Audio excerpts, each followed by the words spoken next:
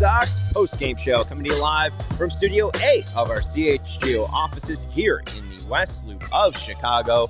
I'm your host, Sean Anderson. Alongside me, Herb Lawrence. Hello. Our CHGO White Sox community leader. You can follow the show at CHGO_White Sox. We'll be joined a little bit later on by CHGO White Sox beat writer Vinnie Duber from Guaranteed Rate Field. We're being produced today by Sarah. This was a different game than yesterday. That's a good point. This was a different game from yesterday. The Chicago White Sox won yesterday 12-2. Today they lose 4-1. As Eminem once wrote poetically, back to reality. Ope. There goes gravity. There goes gravity. I would have went with Soul to Soul's Back to Life, Back to Reality. That's, yeah. But then I get the reference. But then I would want the repetition of that one. Back to life. And then Sarah needs to like go left and right on the channels. Yeah, the channel is like, yeah. So I'm sure some DJ has done that. I'm fine with that.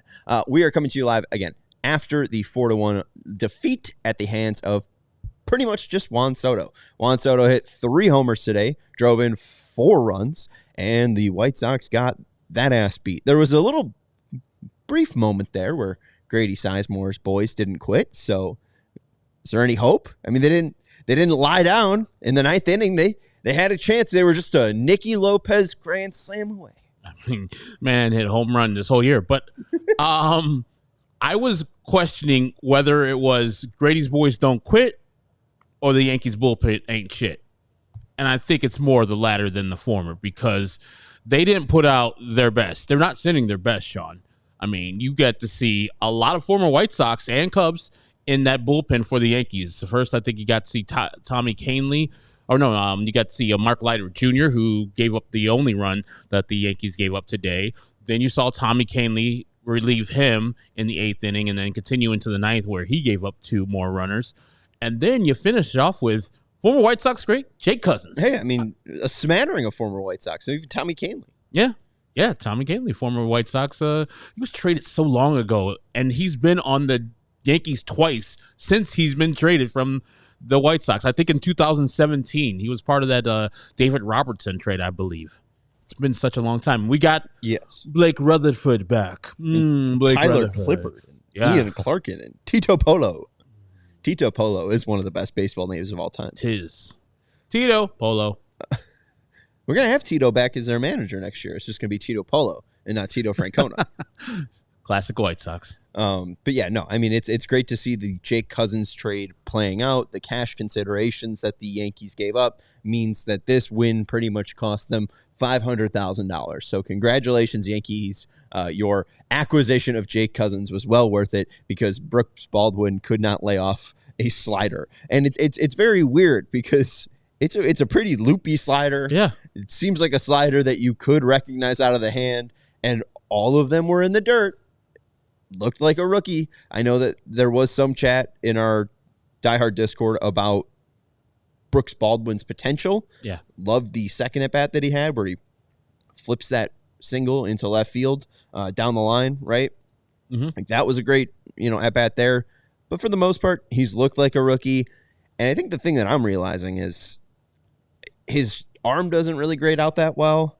So he is likely a middle infielder, but it doesn't seem like he will end up being a utility player. So it seems like he's going to need to hit to stay in the major leagues because it's either going to be, he makes it as a starting second baseman or he's like a fringe, 13th batter on a team. And he turns into a Remillard. And I think the White Sox would take that because in essence, he's found money. They drafted him, 12th round 2 years ago from UNC Wilmington or something like that. And Look at you, prospects. And so he's like, what he has done this year probably wasn't expected. And whatever you get out of that deep in the draft is found money. So, yeah, if he's just a 5th infielder, I'll take it. But they flash a stat line of since August 3rd that he's been hitting over 300, slugging a certain percentage. He's been doing well in this limited amount of time. But, yes, today that bat in the 9th inning, those are growing pains you have to go through in the major leagues. When you see it featured 3 times, You're like, okay, well, the first 2 times when you see it featured and you swing and flail at it, you got to know that pitcher saw that catcher behind the plate saw that, and so they're going to feature that again. So it's up to you to either get down there and get that ball or lay off that pitch. So if you're going to be swinging, get down on your knee and try to get that knock in, or just try to lay off it. Understand that they're trying to see how you're reacting to their pitches. And if they see you flail at the first 2, they're coming again with that pitch until you lay off. And that's exactly what I said. I would throw it again. And they did. Yeah, they did. And real quick, my biggest flaw as a podcast host is always forgetting the presenting sponsor. And I want to remind you, for no reason, that this podcast is brought to you by Indeed. Listeners of this show will get a $75 sponsored job credit to get your jobs more visibility at Indeed.com/AllCity. That's Indeed.com/AllCity. Terms and conditions apply. Need to hire? You need Indeed. And hey, Axminster is saying fire Grady Sizemore. So Grady Sizemore might need Indeed. Hit that thumbs up button if you are hanging out with us. Hit that subscribe button as well. We will have Bears After Dark coming up in about 20 minutes or so, reacting to Hard Knocks. So if you are just going to be staying up late tonight, react with the boys to the first episode or the second episode of Hard Knocks, the first that will include Caleb Williams playing in a game. But we appreciate Axminster hanging out, Alejandro hanging out, Apollo Crews, the Apollo Crews. Yep. He's not wrestling. There's not, Friday night SmackDown's a thing. Monday Night Raw. Those guys are off on Tuesday. Here's Apollo Crews hanging out. And also good to see our guy Fred. And he's glad to see that there's still Bunting. So there you go. There's not a lot to talk from a hitting standpoint, at least for the White Sox today. Andrew Benintendi did get another hit. Broke up the no-hitter that Nestor Cortes had going on. But the big story of today, Juan Soto. Herbie didn't hit 1 homer. He didn't hit 2 homers. I'm kind of fringing on LeBron James territory. He hit 3 home runs. This man is absurd. And I just want to say, before we start any conversation about Juan Soto, I have my bowl of paint chips here. They're very spearminty. I read that lead paint chips have a sweet taste. And that's why kids, you got to watch out for kids eating paint chips. But me as a grown adult, I've chosen to eat these paint chips if we bring up Juan Soto coming to the White Sox. I cannot take a conversation like that because I know you put the question out there. But I didn't say White Sox. No, I know. You said your favorite team. Yeah.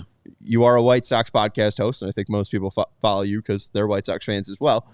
But, if we're talking about a $500 million contract for Juan Soto, we don't need to mention Jerry's team along with it because we've all gone through that pain. We've all seen the United Center decked out in a Bryce Harper billboard. We all seen Manny Machado and his brother-in-law getting signed. And his best friend, John Jay. His best friend. And we've seen Zach Wheeler's wife pick Philadelphia. I don't need this. All right. They're not going to go over $100 million, let alone $500 million. So hell, he's not going to be in this town. The other team in town is poor as hell, apparently. Biblical losses. Still recovering from the biblical losses they had. Be the perfect player for any team, much less the Cubs. But yeah, so when I see that player, I say the last year you had a generational talent in Shohei Ohtani. He got paid $700 million plus. This year, I would think any other team, I know the White Sox are not going to do it, so let's exclude them. He would be worth it. I don't care what you pay him. $500, $600, pay him. He's 25. He'll turn 26 in October. Well, and to that point, too, Fred also brings it up that he's 25. We just talked about Brooks Baldwin. He's about to turn 24 in 2 days. Happy birthday to Brooks Baldwin. August 15th, baby. He's going to be 24. Juan Soto. The Juan Soto. Just hit 3 homers in this game. 4-time All-Star. Home run derby champ. 4-time Silver Slugger. World Series champion. 26. And, we just saw Yamamoto. He never even played a major league game. Yeah. I'd give this guy a percentage of the team. You have a guy on the ownership that has a percentage of the team that is forcing a horrible security system on the team. Juan Soto can at least contribute to the White Sox. There was a story. I don't know if it's true or not. I think not Hawk Harrelson, Andre Dawson, the Hawk, has subsequently rubber stamped it and said, yeah, it was true, that it was a blank check.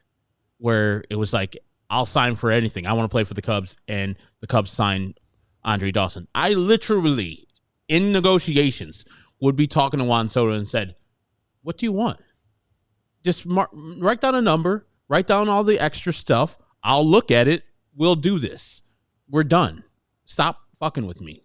That's the type of player that man is. Just unbelievably great. And in the ninth inning, and I'll ask Vinny when he comes up, where he had a chance to hit 4 home runs in a game. Only one Yankee in the history of the Yankees has hit 4 home runs in a game, and that's the great Lou Gehrig, which is amazing. But the White Sox were intentionally walking him there. I know why they're doing it. It's a 3-run game at the time. It's kind of smart. And then they kind of intentionally walked the next batter, who was Aaron Judge, goodness gracious, to get to Austin Wells. It was a smart move because it led to a double play that ended the inning. But and Grady Sizemore spoke about it yesterday about Judge. Like, I don't give a damn if the fans want to see this or that. They want to see Judge hit home runs or Soto hit home runs. I'm trying to win. I kind of like that. I was disappointed in the moment because I am a fan and I don't care about this White Sox season. But I could see Grady Sizemore's wheels turning there where he's like, I don't want this guy to beat us, so I'm going to pitch around him. I, as a person who doesn't like waste pitches, would have just said 4 and 4 for the next guy. If you're just going to walk him anyways, just don't waste those 6 pitches that you had there instead of just throwing around him, because that 3-0 count, if that ball is a little more elevated, Juan Soto is trying to hit a home run. He was just swinging at that 3-0 count, and he didn't give a goddamn. So I just want to be smarter about, if you're going to walk the guy, walk him. Don't pitch around him. But I like the thought process that Grady Sizemore had in that 9th inning to actually not let those 2 big guys beat him. Well, and he doesn't have the players to come through in the 9th inning, but still, they were in a position to, with the winning run at the plate. Mm-hmm. So you really can't fault it, especially after the result. I get that people were upset and most likely Yankee fans in the crowd, but I'll take it. So good on Grady Sizemore. I'm excited to talk to Vinny about Grady Sizemore. We're going to take a break here in just a second. Excited to talk to Vinny, though, because I did see a quote from Grady basically saying that, this is his World Series. So maybe Grady's really liking the term manager. Maybe he's going to be changing the locks on the door. Be like, if you're firing me, you gotta drag me out. Yeah, that's a well-fit man. I understand that maybe he's not a major league fit-ready guy, but he doesn't look like he's a schlub out there, no. So I think that he could probably take on some security guards. Maybe he's got some mason there. You never know. I mean, you already know they allow guns in the building, so there you go. And we saw Jose Ramirez's punch. Maybe they're teaching something in Cleveland. Anyways, we're gonna take a break. Then we will be joined by Vinnie Duber in just a second. Make sure you're hitting that thumbs up button if you haven't already, and make sure you're hitting that subscribe button. We want to let you know about our friends over at ZBiotics. You're going to get 15% off with our code. We want to let you know about our new friends over at ZBiotics. It's a game-changing product that we use before a night out with drinks. It's called ZBiotics Pre-Alcohol. A night after drinks, you don't really bounce back the way that you used to. Herb, I'm obviously a little over the hill, over 25. And if I'm going out and I'm partying, I'm going crazy, I don't bounce back like a 21-year-old, like a 15-year-old, like a 10-year-old. We start young on the South Side. Sorry, I shouldn't do this with an ad read, but we have to make a choice whether we're going to have a great night or a great next day, and that is until we found ZBiotics Pre-Alcohol. Let us tell you, if there is a surefire way to wake up feeling fresh after a night of drinking, it's with ZBiotics Pre-Alcohol. Pre-alcohol is the world's first genetically engineered probiotic, and it was invented by PhD scientists to tackle rough mornings after drinking. And here's how it works. When you drink, alcohol gets converted into toxic byproduct in the gut, and in this byproduct, not dehydration, that's to blame for your rough next night.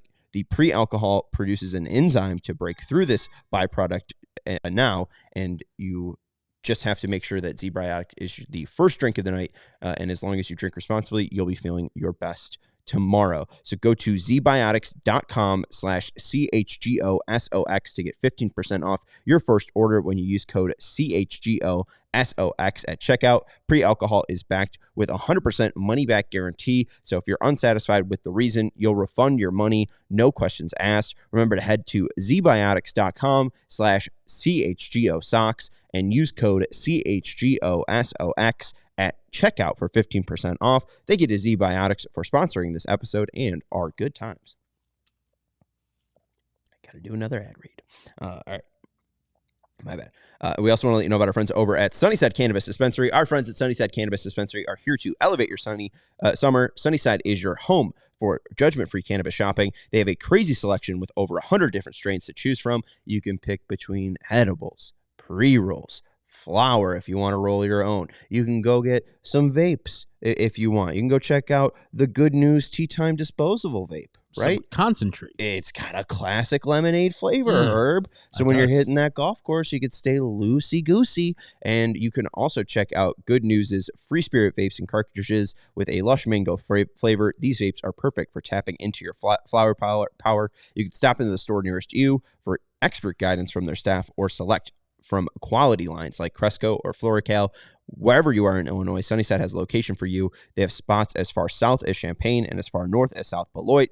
And when we're going to go over to Sunnyside, we're going to use code HICHGO at checkout because you're going to get 50% off your first 3 online purchases. Visit sunnyside.shop for bright buys every day. Use code HICHGO at checkout to qualify for 50% off your first 3 online purchases. Exclusions apply. Sunnyside Cannabis Dispensary. Bright buys every day. Only for 21 plus or Illinois medical card holders. Hello, Vinnie Duber. How are you? Our CHGO White Sox beat writer joining us from Guaranteed Right Field. What's new?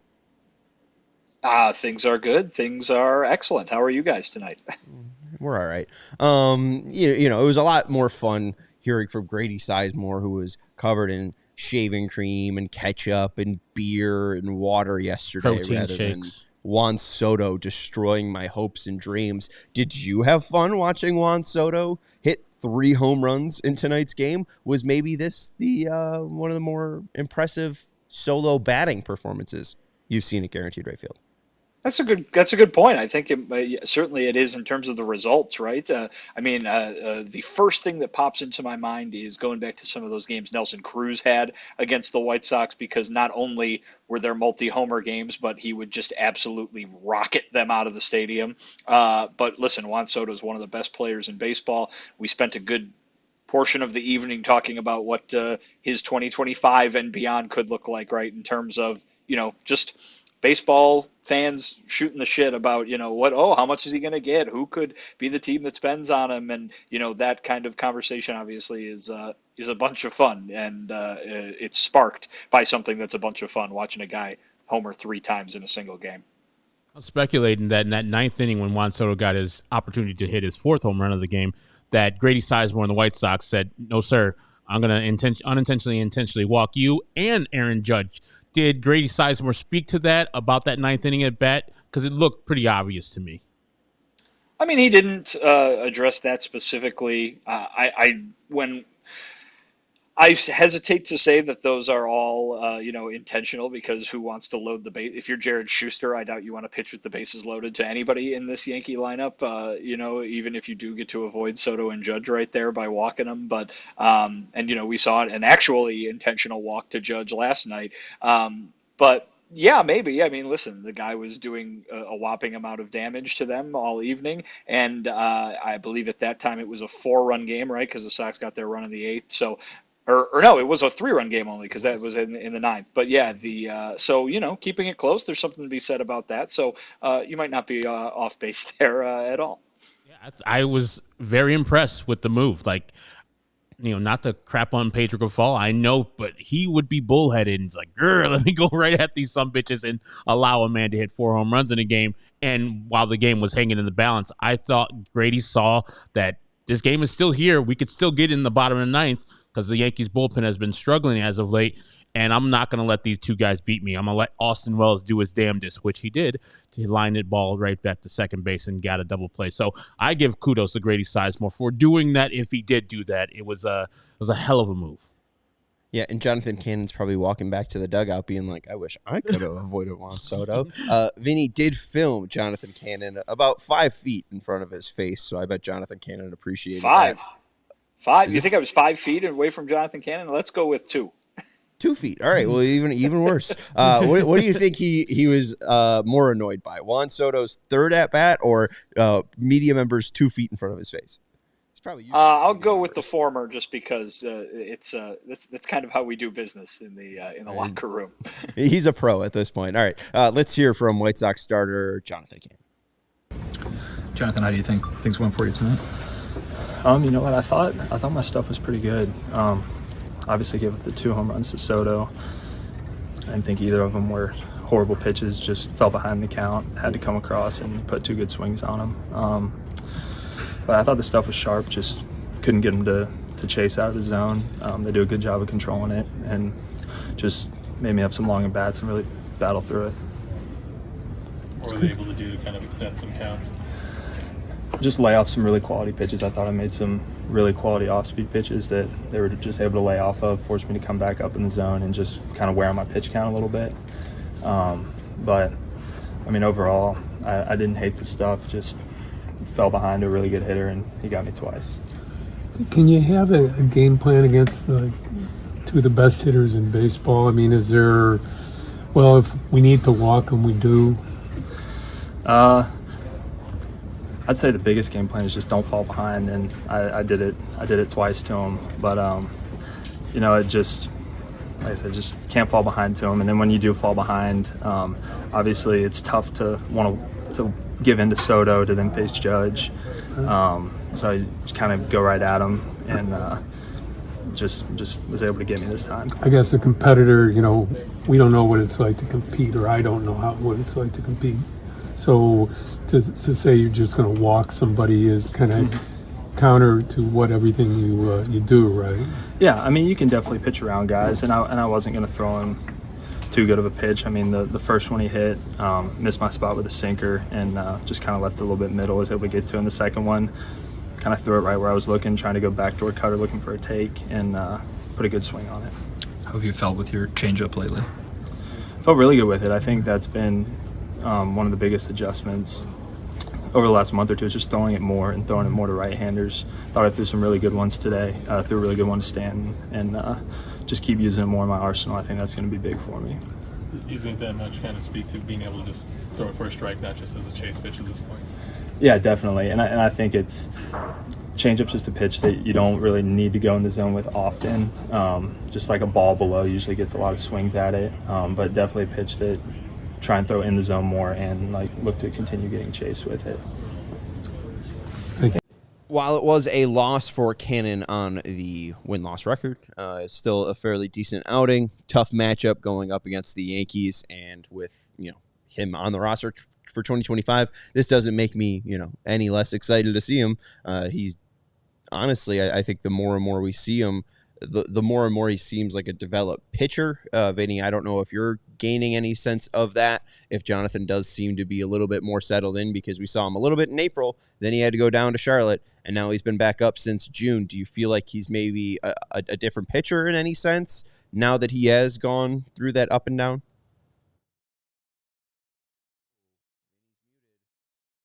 Oh, Vinny's muted. Someone's got to unmute. There it is. That's my hey. bad. I'm sorry.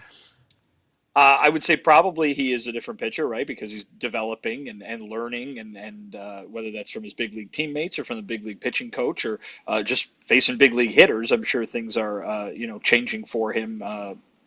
Hopefully he thinks it's for the better. But I think the thing that people were impressed with when he got here in the first place back in April was the maturity level and the composure, and I think that you've seen that throughout basically the entire time he's been in the big leagues, even in those stints that didn't go right next to each other. But I do get a feeling that he is comfortable. I do get a feeling that he is confident. And he is a kind of guy who, while he's still taking those first steps as a major leaguer, seems like he's capable of going deep into a game every night. And we've seen that from him.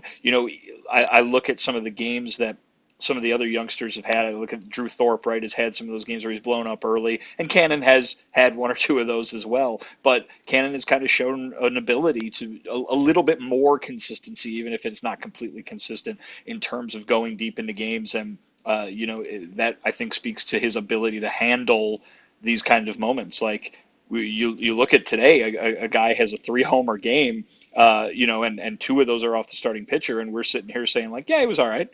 You know what I mean? Like, it's not like he was crushed or anything like that. But at the same time, not perfect, right? I mean, he had that pitch count get a little jacked up, and he had to get out of the game probably certainly earlier than he would have liked. So I look at him as probably the most impressive, I'd say, of the young guys who aren't Garrett Crochet, who are probably going to be on this team next year. I would say that he's probably been the most impressive. Yeah, and to answer that, Sean, I think that if we look at the outing yesterday by Kai Busch, same 4 2/3 that you got from Jonathan Cannon today, but Kai Busch 14 runners on base during his time, and Houdini. Is that good? No, but he Houdini himself out of that whole thing. Today, you saw Jonathan Cannon attack. Like, he only gave up 3 walks. Yeah, he gave up the 2 home runs to one of the best players, probably top 5 hitter in the league. To Dominican Ted Williams. Exactly. And so you tipped the cap. He said he fell behind, and yes, those balls were hit opposite field. One was not a no-doubter. The other one was. So I have no qualms with what Jonathan Cannon did today. I would like a little bit more length, but he had run up against a pitch count where I think his pitch count, I don't think he's ever gone over 100 in his young career. I haven't even checked it, but I think he hit like 94 today. So I think that he is the most impressive of all the young pitchers that have come up this year and have pitched. It seems composed. His ERA, I think, is sitting around 4. He's just a pitcher that I feel confident into going to next year, that kind of like I felt like Davis Martin was in 22. I was like, that pitcher, if he can continue into 23, I'll like him being in the rotation. That's exactly the same thing I'll love about Jonathan Cannon going into next year. And maybe, unlike Davis Martin, he would have been at the 5th starter. I would see Jonathan Cannon as a 2 or 3 on the next year's White Sox roster. Sarah, do you have a funny noise that tell Herbie's wrong? Like the I'm thinking of the Price is Right. Do do do do. Oh, sad trombone. He has gone over 100. Yeah. No. All right. And you just all right. Yeah, he's gone over 100. You don't like an L, it takes. Yeah. Okay. He's gone over 100 3 times against Tampa, April 27th. Against Seattle, June 12th, 104 on that one, and then the one where he was 8 2/3, 106 against Houston. And he's gone 90 a decent amount. I think he's gone 90 in his last 6 starts now. So I mean he's able to get up there. It's just about getting past those batters efficiently. Mm-hmm. And the one thing I did see, and maybe this is one change with Bannister, we saw a lot of focus on the Chicago White Sox and Ethan Katz on velocity, especially from 2021, 2022, 2023. A lot of the guys in the rotation and the bullpen were easily hitting 97 plus consistently. Yeah. And now we're seeing that diverge a little bit. You see Cannon hit 95 sometimes with his 4-seam fastball, but for most part, he's under 95. Thorpe is well under 95. Kai Busch kind of gets to 95, but he's mostly like 93, 92 with this 4-seam fastball. I do think you're going to see less of that eye-popping velocity, and it is great to see Cannon have pretty decent velocity. He can get up to 95, but also start really refining that arsenal. Since he's come up from Charlotte that second time, his changeup usage has gone from 10% in June to about 20% in July to now today being his most used pitch at 26%. So it is great to just see a crafty guy kind of develop and work through his arsenal, because I really do feel like anytime he goes out there, we might see his changeup used the most. We might see his sinker used the most. We might see his sweeper used the most. He really does feel like a guy that trusts every single one of his pitches. Today called for the changeup, and he was effective enough, but I do think there's a lot that he could grow in. And while we're watching the game, we saw Steve Stone talk about, I think it was versus Judge, where Cannon was throwing him outside fastballs, and Stoney was like, you've been throwing him, and his eyes have been outside. You've been throwing these fastballs. You know what you can pair up right here? is a breaking ball on that same plane. Unluckily for Jonathan Cannon, Judge spit on that ball, but it was a perfect pitch. It was exactly what Stoney was talking about, exactly what you're talking about, the pitchability. He's understanding how he needs to get batters out. I think, since he went back down, he's like, yeah, these guys can hit 95. This isn't Georgia anymore.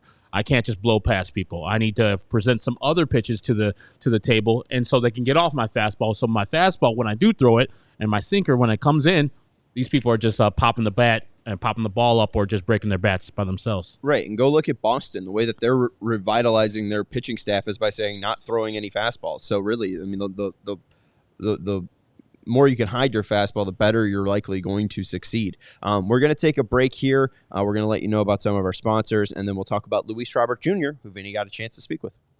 PrizePicks is America's #1 fantasy sports app with more than 5 million members. It's the most fun and exciting way to get in on the action while you watch your favorite sports and players. You just pick more than or less than on two or more player stats for a shot of winning up to $1,000 of your cash. With PrizePicks, you can win $10 or turn $10 into $1,000 in a single game by watching your favorite sports this summer. You can also make a PrizePicks lineup in as little as 60 seconds. You just need to pick more than or less than 2 to 6 player stat projections, and you are locked in. The WNBA is coming back soon enough this weekend, guys. So with the Summer Olympics over, I'm going to be back on Caitlin Clark and Angel Reese points, rebounds, and assists all summer and fall long. And if you're looking for promotions, PrizePicks has you covered every single week. And that certain league is coming back too, the NFL. Can't wait till PrizePicks has some of those offerings for Bears games coming up this weekend. Download the app today and use the code CHGO for a first deposit match up to $100. That's CHGO for a first deposit match up to $100. PrizePicks, pick more, pick less. It is that easy. Thank you, Herb. We want to let you know about our friends over at Game Time. I am very excited to be using my Game Time app on August 31st, as there's going to be that sweet Frank Thomas bobblehead giveaway, back-to-back MVPs on August 31st. I don't even know who they're playing.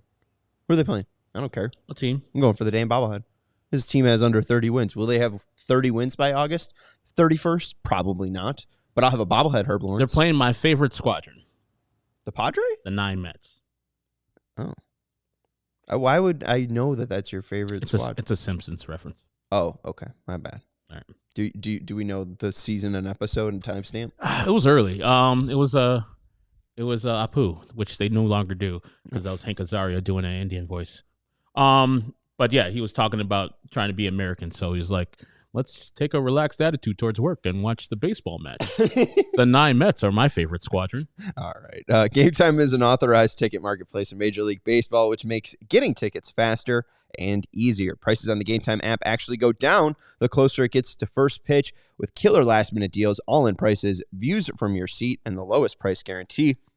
Game Time takes the guesswork out of buying tickets. Herb got to experience the Game Time guarantee. He went to Atlanta. He got tickets in a certain section and row, and then later on in the day, he noticed, hey, I found cheaper tickets in the same section and row, reached out to Game Time, and within 12 minutes, he got the difference, 110% of the difference back. And it was extremely easy and quick because Game Time rules. Take the guesswork out of buying MLB tickets with Game Time. Download the Game Time app, create an account, and use code CHGO for $20 off your first purchase. Terms apply. Again, create an account and redeem code CHGO for $20 off. Download Game Time today. Last minute tickets, lowest price guaranteed. Vinny, you chatted to Luis Robert Jr. and Billy Russo. Robert did drive in the only run for the White Sox today with a single out into center field.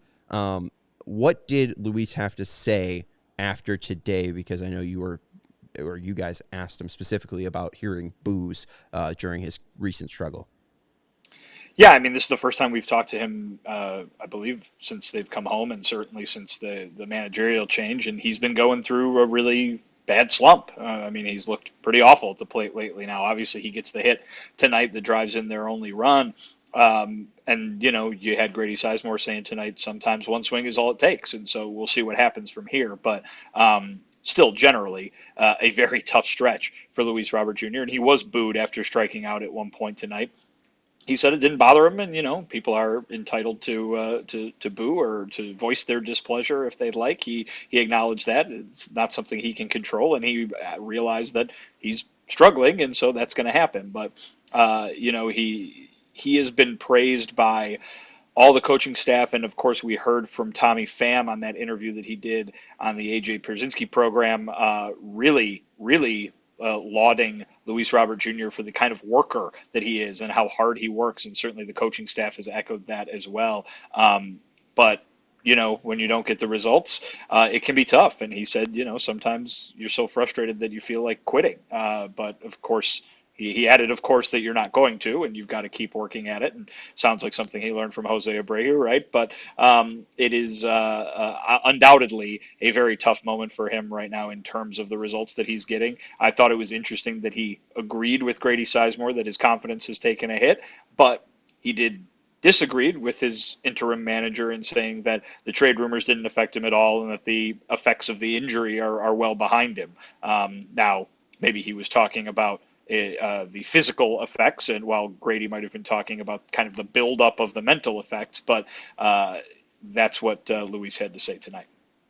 I know old habits die hard, and I was watching the game, and I was like, there's no way Grady Sizemore called for a bunt with a runner on second after the leadoff double by Brooks Baldwin there with Lenning Sosa. It looked like he was more bunting for a hit there.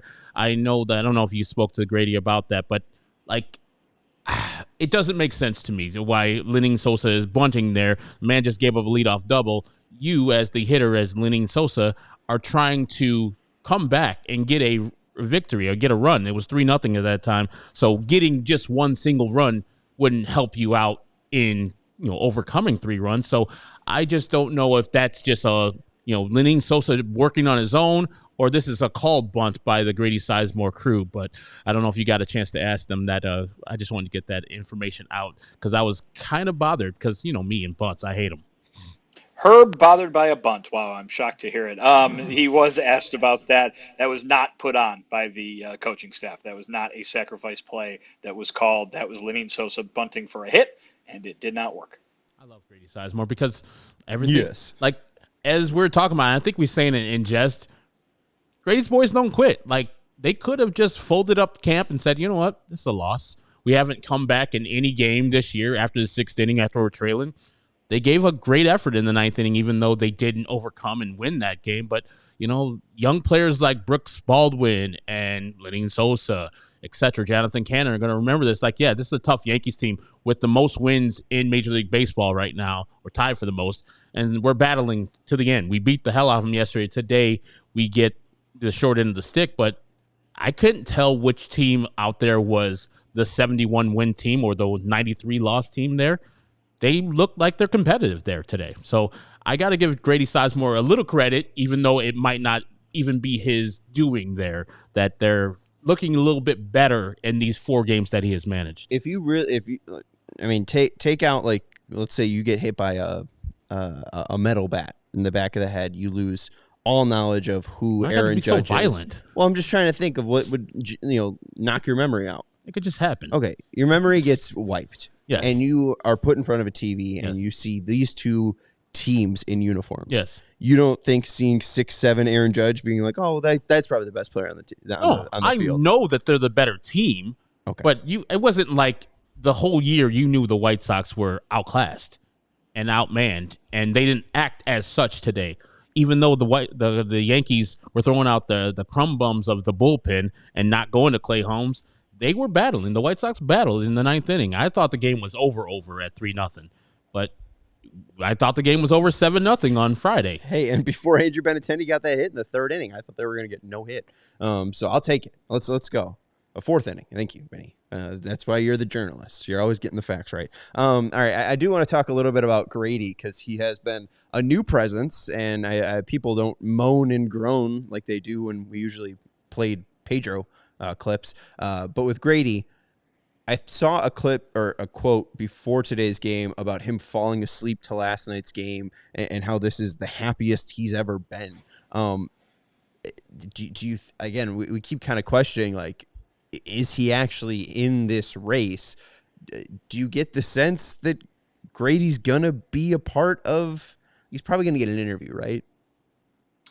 We'll see. I mean, again, as I keep saying, there's a month and a half left, and a lot of can happen in a month and a half versus what can happen in 4 or 5 days, right? And so I think what Chris Getz does have is an opportunity to see how Grady Sizemore would be as a manager over the next month and a half, right? And why just interview a guy when you can see him do the job? And that's kind of the opportunity that he's going to have.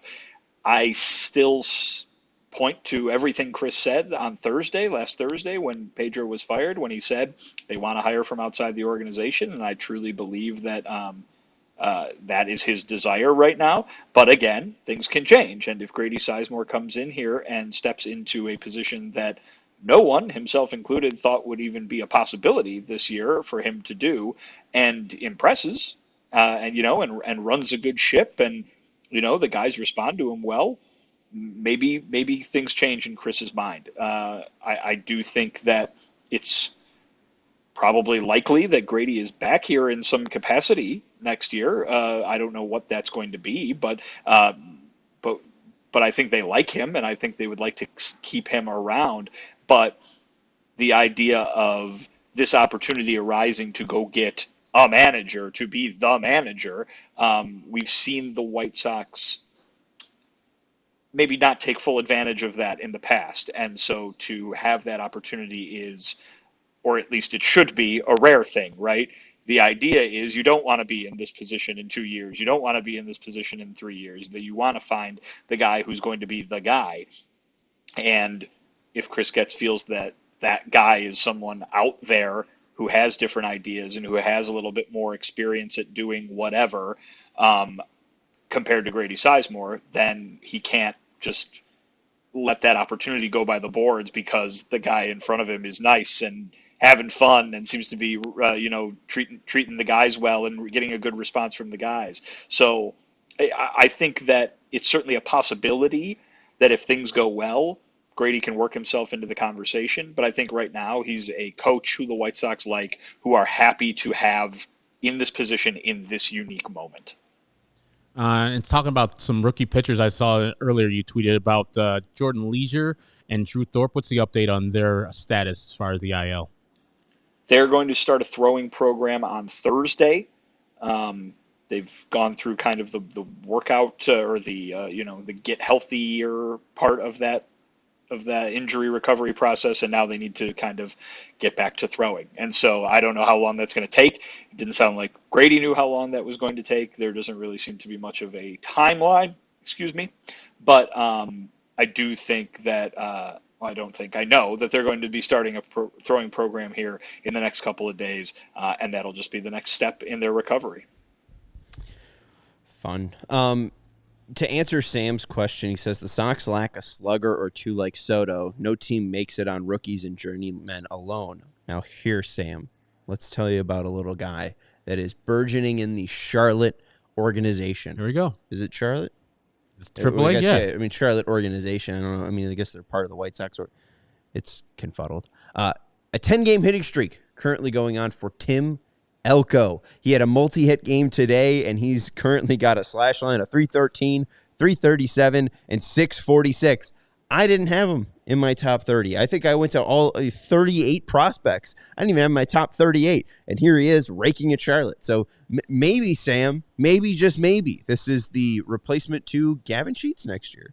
Let me ask you, Sean and Vinny, who's older, Tim Elko or Juan Soto? Tim Elko. Who's older, Vinny? Tim Elko? Yeah. Incorrect. Juan Soto's October, Tim Elko's December. Damn. Both 25 this year. It's close. Very close. One is a 4-time All-Star, and one is Tim Elko. Yeah. Yeah. So, yeah, we can get a 26-year-old star next year. It'll only be Tim Elko. Vinny, we did start talking about Brooks Baldwin. Didn't have a great last at bat against Jake Cousins, but what has been the talk, if any, around the Sox clubhouse about Brooks Baldwin? Because we saw it now, he gets a little more shot at shortstop. I think this is his 6th game at shortstop. He's played 17 at second base. Are they really just going to try him up the middle? Do you know? I would imagine so. I know that he showed a lot of versatility down in the minor leagues, but certainly that seems to be the place right now where they like him. I seem to remember a conversation earlier in the year about him in which the idea was that he was a shortstop. Even though he was playing all over the place, they liked him as a shortstop. Again, versatility is appreciated, and if you got a hole to plug and you're able to plug it, then you go plug that hole, right? But I think this is a guy that they're impressed with. He had a very, very good year in the minor leagues, so he's getting a shot right now. But long way to go, probably before we can start penciling him in anywhere in terms of a future lineup the next time this team's going to be good, because this team's probably not going to be good for a while. It's the weirdest thing, Sean. Like last year, I looked up the stats of Miguel Vargas at second base, absolute butcher. And then we saw him miss a couple balls in left field this year. Today, third base, Brooks Robinson. That man was picking it and throwing it like it was nothing else. I mean, this is another reason why I like Grady Sizemore. He's like, stick him at one position. Let him learn that one position and see if he is good.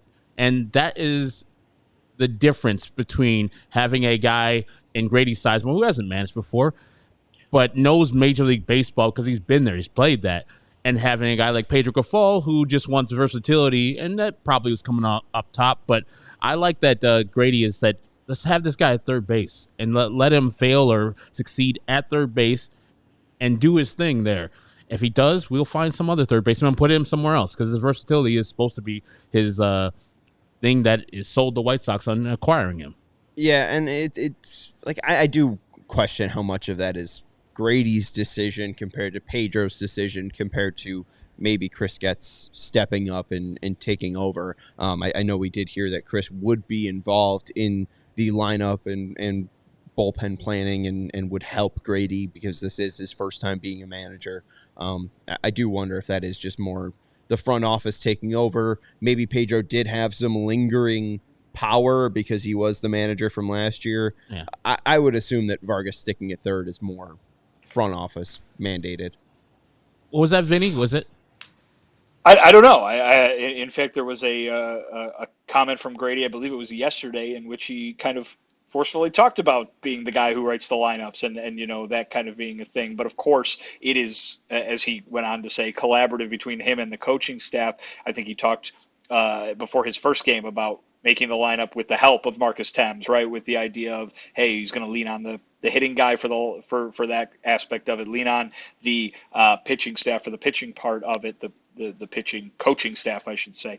But Miguel Vargas playing third base, that was a very big difference from what Pedro said not long before, right? And they had only had him, for a week or so before Pedro got fired. So maybe there was a change of mind or a change of heart throughout the organization. I don't know. But it was a stark difference to what the two managers have had to say. Again, I think versatility is very championed, and I think that if you're somebody who is versatile, you can stick around and get more shots in this game. I mean, heck, think of Larry Garcia, right? And kind of the praise he got for being a Swiss Army knife type, even though injuries so often forced him to be an everyday guy at one position. But at the same time, here you've got somebody stepping in and saying, I think he'd benefit from some consistency. I think Miguel Vargas is probably, as anyone in a job would do, right, not going to start saying, oh, I'd rather not do that. I'd rather not do that. I only want to be this guy. I think he probably is gung-ho about playing whatever position they tell him to. But you've got the former player saying that he thinks a current player will benefit from some consistency in terms of position, and perhaps he's onto something there. And I know Grady, and you said, sorry about that. I know that, damn it, phone is just doing dumb things now.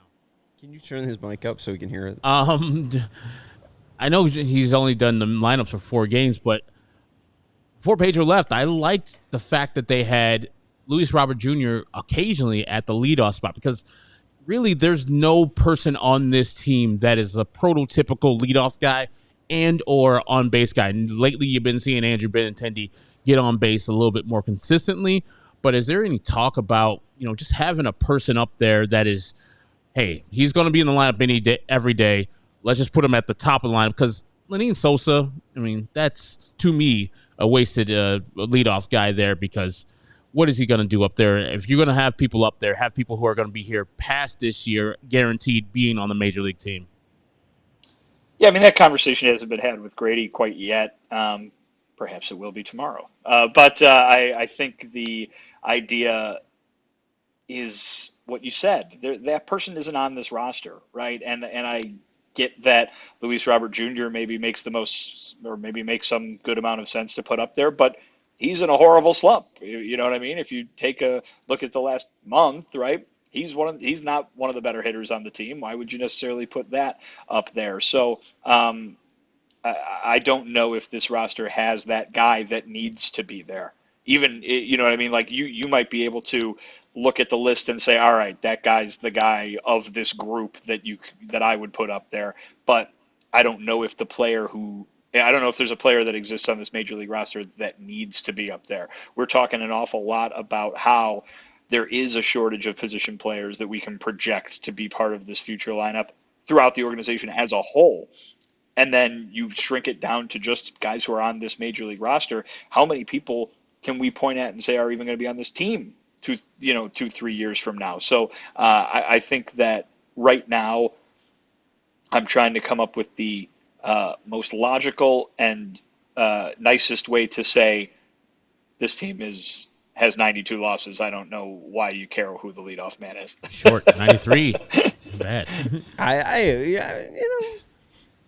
It wouldn't hurt, huh? I mean, he gets as many at-bats as possible. Maybe it helps him gain some confidence. Maybe we see more wins. You never know. All right, I think that's going to do it for the CHGO White Sox postgame show. The only other update I wanted to give, MLB Pipeline did release their top 30 MLB prospects for the Chicago White Sox. So if you are interested in looking at that, go check that out. We'll likely talk about that on Thursday. I think the most exciting thing is Brooks Baldwin is a top 10 prospect. George Wolko is a top 10 prospect. Biggest fall, Brian Ramos is now at 13, and Nick Nastrini at 18. But there's some fun stuff with Nick Nastrini and changes he's made in Charlotte. So we'll get to all that stuff on Thursday. Will Warren and Davis Martin will be the starting pitchers for tomorrow.